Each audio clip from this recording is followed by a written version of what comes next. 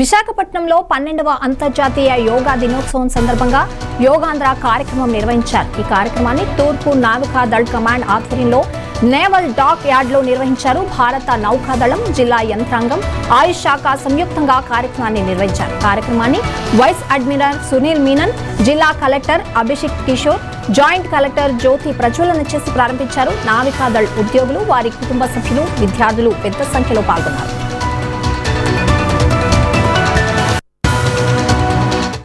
మనం నేవీ పర్సనల్తో అలాగే ఎక్స్ సర్వీస్మెన్తో కలిసి సుమారు 500 మందితో కలిసి యోగా చేయడం జరిగింది.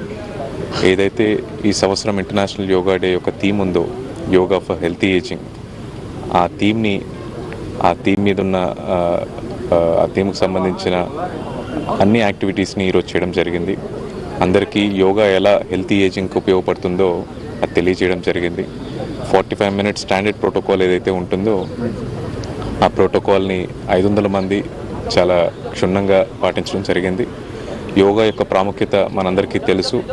ఈ ఇంటర్నేషనల్ యోగా డే సందర్భంగా అలాగే ఈ యోగాంధ్ర కార్యక్రమం సందర్భంగా యోగాని మరింత ప్రజల్లోకి తీసుకెళ్లాలని, చాలామందికి యోగా వల్ల వచ్చే బెనిఫిట్స్ని అందజేయాలని చెప్పి ప్రభుత్వం ఈ కార్యక్రమాన్ని టేకప్ చేసింది.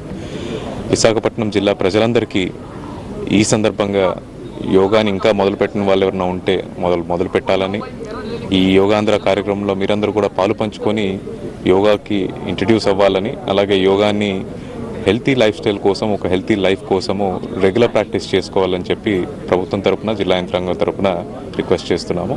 Navy head quarters, eastern naval command head క్వార్టర్స్లో